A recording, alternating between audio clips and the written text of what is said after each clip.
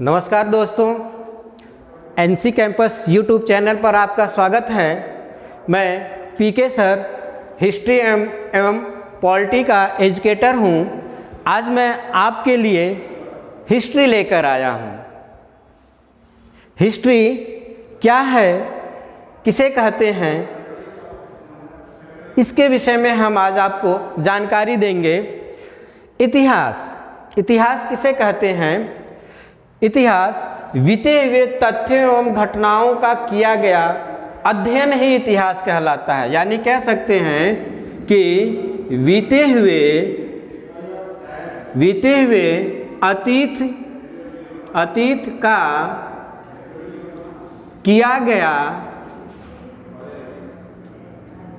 अध्ययन ही इतिहास कहलाता है। इतिहास कहलाता है, यानी कह सकते हैं history is the study of past time या लाइफ, यानी बीते हुए घटनाओं या समय का किया गया अध्ययन ही इतिहास कहलाता है। इतिहास देखते हैं कि हम इतिहास में किन फैक्टों को इंक्लूड करेंगे। हम सभी तथ्यों को इतिहास नहीं कह सकते हैं, सभी घटनाओं को हम इतिहास नहीं कह सकते हैं। हम इतिहास उन्हीं घटनाओं को कहेंगे जिनसे संबंधित कुछ न कुछ साक्ष्य प्राप्त होते हैं। उन साक्ष्यों के आधार पर जिन घटनाओं के घटित होने का साक्ष्य प्राप्त होते हैं, उन्हीं को हम इतिहास के अंतर्गत इंक्लूड करते हैं। यदि किसी भी घटना का कोई साक्ष्य प्राप्त नहीं है तो उसे हम इतिहास के अंतर्गत नहीं रखते हैं। इतिहास वर्ड को अगर देखते हैं, इतिहास शब्द की अगर बात करें तो हिस्ट्री वर्ड जो है ग्रीक वर्ड हिस्टोरिया से लिया गया है। हिस्टोरिया को और थोड़ा हम डिफाइन करें तो हिस्टोरिया मीन्स होता है रिसर्च। क्या होता है? रिसर्च यानी खोज के आधार पर जो साक्ष्य प्राप्त होते हैं उनको हम इतिहास के अंतर्गत रखते हैं। यानी कह सकते हैं history Greek word Historia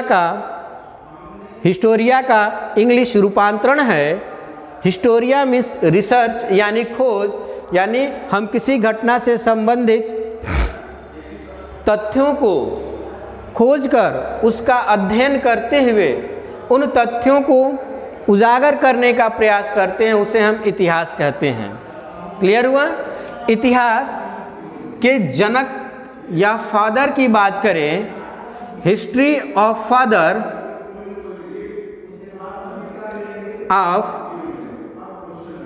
father यानी इतिहास के पिता या जनक किसे माना जाता है? हेरोडोटस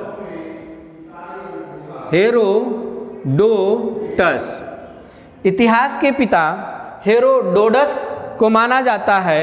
और हेरोडोटस ने एक पुस्तक लिखी थी जिसका नाम था हिस्टोरिका।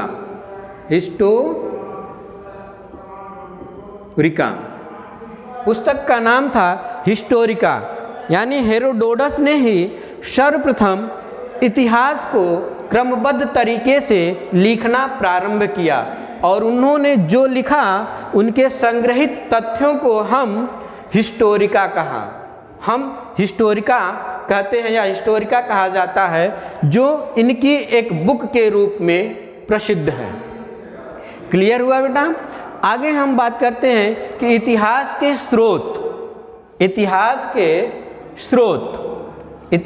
स्रोत की अगर बात करें हम तो देखते हैं इतिहास के मुख्यतः 3 स्रोत बताए गए हैं। इतिहास के मुख्यतः 3 स्रोत हैं। उन स्रोतों को देख लेते हैं कौन से हैं। इतिहास के सोर्स यानी रिसोर्स ऑफ हिस्ट्री, क्या बोलेंगे इसको? रिसोर्स ऑफ हिस्ट्री, इतिहास के स्रोत। रिसोर्स ऑफ हिस्ट्री, इतिहास जानने के स्रोत। इतिहास जानने के स्रोत की बात की जाए तो इतिहास के 3 स्रोत होते हैं। There are 3 resource of history. First resource हमारा है पुरातात्विक स्रोत। पुरातात्विक स्रोत जिसे हम आर्कियोलॉजी रिसोर्स कहते हैं। दूसरा हमारा है साहित्यिक स्रोत। दूसरा है साहित्यिक स्रोत और तीसरा है हमारा विदेशी यात्रियों का आगमन। ये तीनों स्रोतों के माध्यम से जो भी हमें साक्ष्य प्राप्त होते हैं उनको हम इतिहास कहते हैं, क्योंकि इन स्रोतों से इतिहास से संबंधित कुछ न कुछ घटनाओं के साक्ष्य प्राप्त होते हैं और जिनके साक्ष्य प्राप्त होते हैं उन्हीं को हम इतिहास में इंक्लूड करते हैं या इतिहास के अंतर्गत रखते हैं। जिन घटनाओं के इन तीनों में से कोई साक्ष्य प्राप्त नहीं होते हैं उनको हम इतिहास के अंतर्गत नहीं रखते हैं, उनको एक काल्पनिक या आधार मानकर ही हम उसका अध्ययन करते हैं। क्यों? कि उनमें कोई भी चीज़ फिक्स नहीं होती है कि ये फलां डेट में या इस तारीख को ये घटी थी। बात करते हैं हम पुरातात्विक स्रोत। पुरातात्विक स्रोत की बात करें कि पुरातात्विक स्रोत किसे कहते हैं, यानी पुरातात्विक स्रोत के अंतर्गत यानी पृथ्वी के उत्खनन के द्वारा जो भी साक्ष्य हमें प्राप्त हुए उन्हें हम पुरातात्विक स्रोत कहते हैं। क्लियर हुआ? पुरातात्विक स्रोत पृथ्वी के उत्खनन के माध्यम से जो साक्ष्य हमें प्राप्त हुए उन्हें हम पुरातात्विक स्रोत के अंतर्गत रखते हैं। इन पुरातात्विक स्रोतों के अंतर्गत जैसे अभिलेख हैं, मुद्राएं हैं, स्मारक हैं, अवशेष हैं, मूर्तियां हैं, इनको हम पुरातात्विक स्रोत के अंतर्गत रखते हैं। इन स्रोतों से कहीं न कहीं हमें किसी न किसी राजवंशों से संबंधित उनकी शासन प्रशासन, उनकी नीतियों तथा उनसे संबंधित घटनाओं के विषय में जानकारी प्राप्त होती है, जिसके माध्यम से हम इतिहास को जानने का प्रयास करते हैं। पुरातात्विक स्रोत को देखते हैं तो पुरातात्विक स्रोत को आगे 5 भागों में डिवाइड किया गया है। पुरातात्विक स्रोत को कितने भागों में डिवाइड किया गया है? 5 भागों में आगे चलकर पुरातात्विक स्रोत को डिवाइड कर दिया गया है हमारा। देख लेते हैं वो कौन कौन से हैं। पहला है हमारा अभिलेख। अभिलेख यानी स्क्रिप्ट पहला हमारा है, पुरातात्विक स्रोत के अंतर्गत आता है अभिलेख। दूसरा आता है हमारा मुद्राएं यानी क्वाइंस। तीसरा बात करें तीसरे नंबर का तो वो है हमारा स्मारक। चौथा देखें अवशेष। और 5वां बात करें हम 5वें नंबर का तो मूर्तियां। ठीक, समझ में आ रहा है दोस्तों? पुरातात्विक स्रोतों को आगे चलकर 5 भागों में डिवाइड किया गया, जिसमें अभिलेख, मुद्राएं, स्मारक, अवशेष और मूर्तियां। इनके माध्यम से हमें इतिहास की कुछ न कुछ जानकारियां मिलती हैं। क्लियर हुआ? साहित्यिक स्रोत की बात करें तो साहित्यिक स्रोत हमारे 2 प्रकार के होते हैं। साहित्यिक स्रोतों को 2 भागों में डिवाइड किया गया है। कितने भागों में डिवाइड किया गया है? 2 भागों में डिवाइड किया गया है साहित्यिक स्रोत को। पहला है हमारा धार्मिक साहित्यिक स्रोत। दूसरा है गैर धार्मिक साहित्यिक स्रोत। गैर धार्मिक साहित्यिक स्रोत।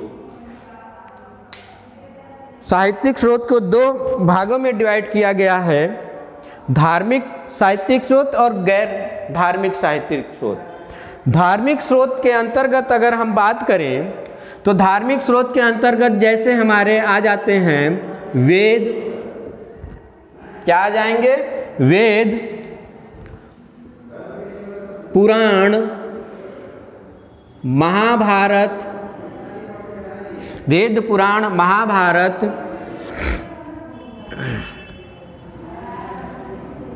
वेद पुराण महाभारत, उपनिषद,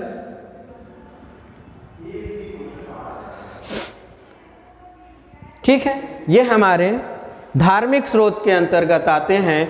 यानी वेद पुराण रामायण महाभारत से जो हमें साक्ष्य प्राप्त होते हैं, कहीं न कहीं वो हमारे बीते हुए अतीत के विषय में अध्ययन कराते हैं या उनसे संबंधित जानकारियां प्रदान करते हैं, जिससे हमें इतिहास को समझने में सहायता प्राप्त होती है। गैर धार्मिक स्रोत के अंतर्गत पुस्तकें मिलती हैं, यानी उस समय में विभिन्न प्रकार के इतिहासकारों के द्वारा भिन्न भिन्न पुस्तकें लिखी गई थी, जैसे कौटिल्य का अर्थशास्त्र, पतंजलि का महाभाष्य, कल्हड़ का राजतरंगिणी,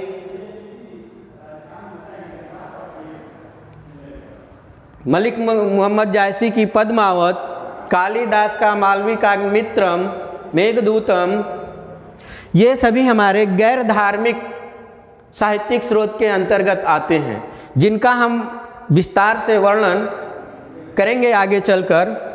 विदेशी यात्रियों की बात करें तो विदेशों से समय समय पर दूसरे देशों से भारत भ्रमण के लिए आया करते थे, और भारत भ्रमण के समय जो उन्होंने भारत के विषय में लिखा और उनके द्वारा जो साक्ष्य हमें प्रोवाइड कराया गया, वो भी हमारे भारतीय इतिहास को जानने में महत्वपूर्ण भूमिका निभाते हैं। इन विदेशी यात्रियों की बात करें तो देख लेते हैं विदेशी यात्रियों में कौन कौन विदेशी यात्री आए थे भारत भ्रमण पर, जिसमें पहले आए थे हमारे यूनानी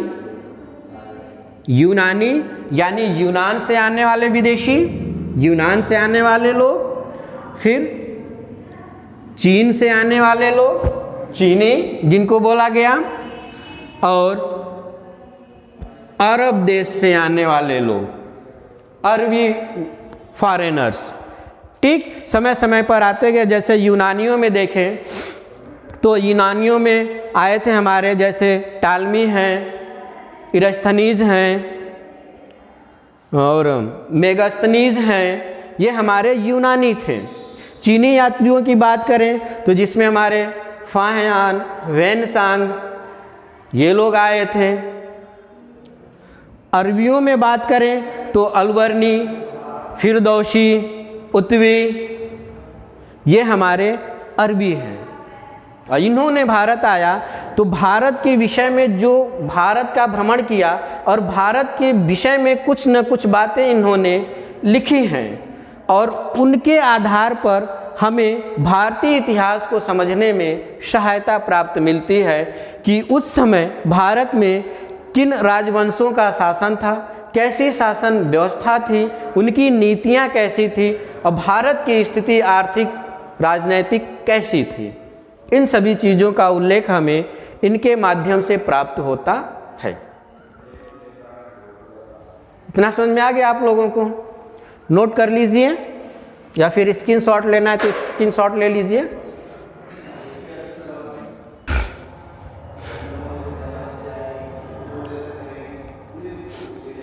उम्मीद करते हैं कि इतना आप लोगों को समझ में आ गया। अब आगे बढ़ते हैं। अब हम एक एक को साहित्यिक स्रोत को एक एक करके हम लोग पढ़ेंगे। साहित्यिक स्रोतों को 1 बाय 1 करके हम पढ़ेंगे, इनका अध्ययन करेंगे कि पुरातात्विक स्रोत में जो हैं तो अभिलेख में क्या है, मुद्राओं में किन की मुद्राएं हैं, स्मारक क्या थे, अवशेष क्या हैं और मूर्तियां क्या प्राप्त हुई थी। ठीक है, इनका हम 1 बाय 1 करके अध्ययन करेंगे।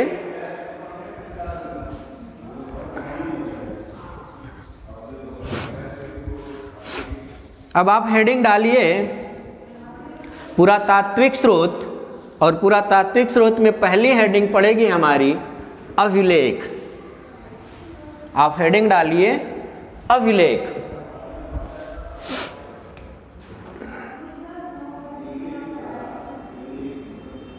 अभिलेख, स्क्रिप्ट।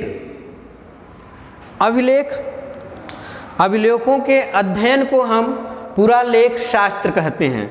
अभिलेखों के किए गए अध्ययन को पूरा लेख शास्त्र कहते हैं, यानी अभिलेख का अध्ययन हम पुरालेख शास्त्र में करते हैं। अभिलेखों के अध्ययन को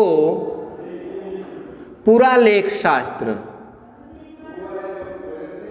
पुरालेख शास्त्र कहा जाता है।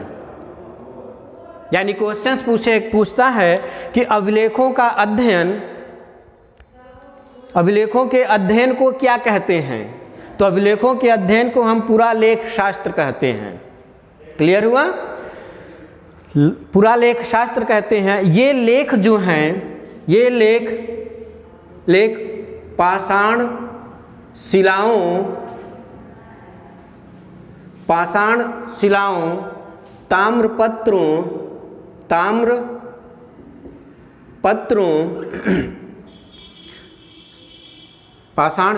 ताम्रपत्रों, दीवारों पर लिखे मिलते हैं,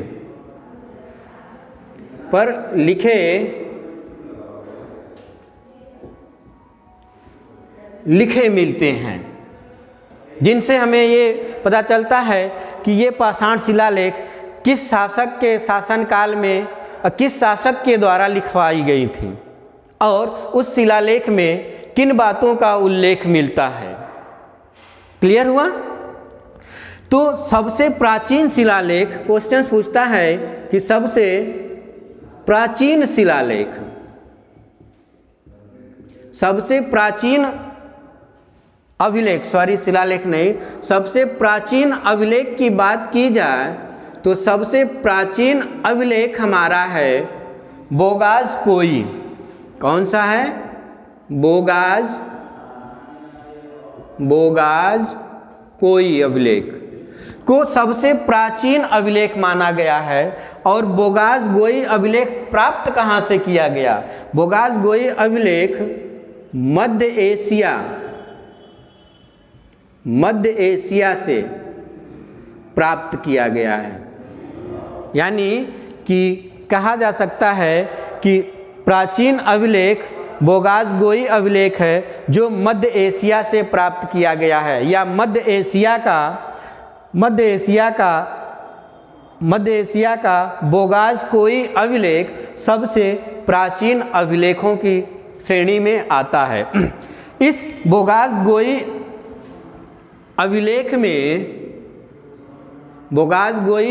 अभिलेख में किसका उल्लेख मिलता है? तो बोगाज गोई अभिलेख में जो है देवताओं का, कुछ देवताओं का उल्लेख मिलता है। इन देवताओं में जैसे बात करें हम तो इन देवताओं में सब, यानी इंद्र का वर्णन है, मित्र का वर्णन है। मित्र एक देवता हुआ करते थे उस समय प्राचीन काल में, और वरुण देवता का उल्लेख मिलता है, और एक है हमारे नासत्य देवता। ठीक, ये भी एक देवता थे। यानी इन 4 देवताओं का वर्णन हमें बोगाज गोई अभिलेख में प्राप्त होता है। कभी कभी क्वेश्चंस पूछ देता है कि वरुण देवता का उल्लेख किस अभिलेख में किया गया है? तो बोगाज गोई। इंद्र का उल्लेख किस अभिलेख में है? बोगाज गोई अभिलेख में। ठीक, तो 4 देवताओं का उल्लेख जो है बोगाज गोई अभिलेख में मिलता है, और बोगाज गोई अभिलेख मध्य एशिया के बोगाज कोई नामक स्थान से प्राप्त किया गया था, इसलिए इसे बोगाज गोई अभिलेख कहा गया। क्लियर हुआ? अब हम बात कर लेते हैं कुछ महत्वपूर्ण अभिलेखों की। बात करते हैं हम कुछ महत्वपूर्ण अभिलेख।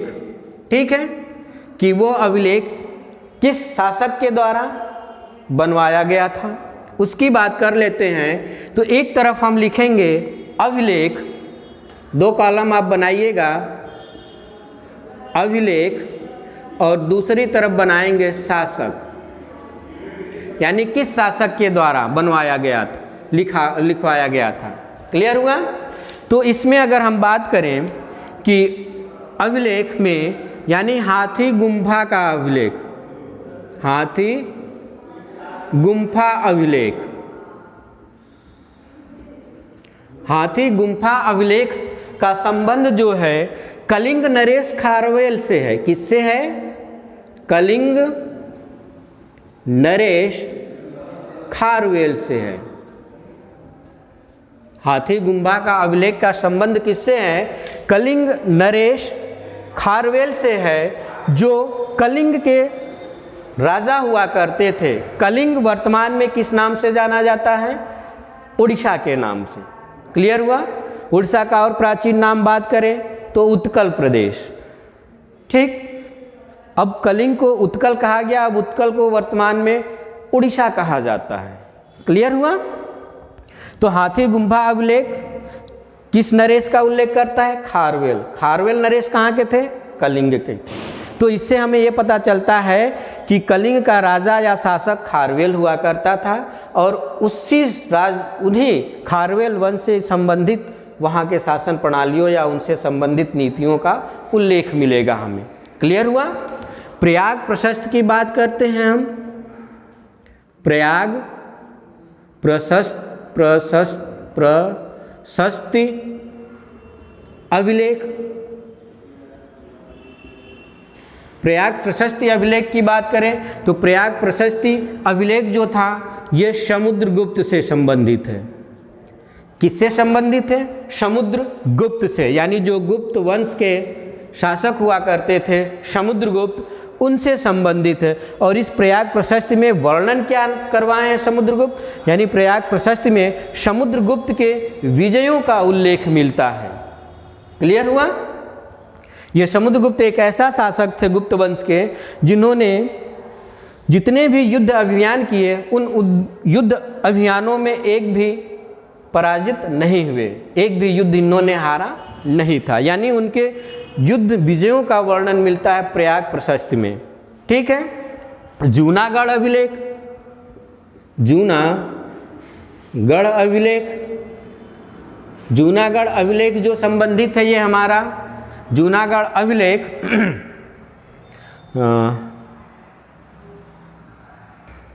जूनागढ़ अभिलेख रुद्र दामन से संबंधित है। रुद्र दामन से संबंधित है।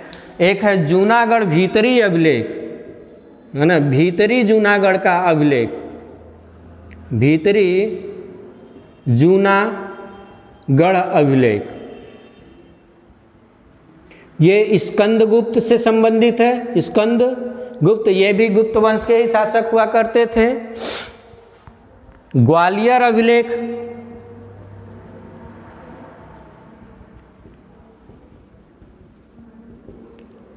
ग्वालियर अभिलेख एक है, और देवपाड़ा अभिलेख, देवपाड़ा का अभिलेख। ठीक है? देवपाड़ा का अभिलेख जो है बंगाल नरेश विजय सेन से संबंधित है। विजय सेन से संबंधित है। और ग्वालियर अभिलेख जो हमारा है, ग्वालियर अभिलेख का संबंध जो है प्रतिहार नरेश भोज से है। किससे है? ग्वालियर अभिलेख का जो संबंध है हमारा प्रतिहार नरेश भोज से। ठीक है?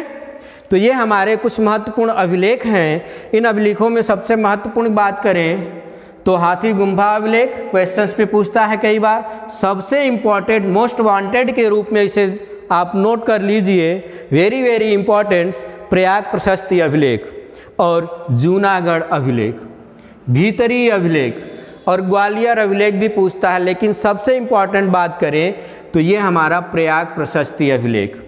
क्लियर हुआ? हम उम्मीद करते हैं आज की क्लास आप लोगों को यदि अच्छी लगी हो तो हमारे एनसी कैंपस चैनल को सब्सक्राइब करें तथा इस वीडियो को जन जन तक शेयर करें जिससे कि वो भी इस वीडियो का लाभ ले सकें। थैंक यू क्लास, धन्यवाद।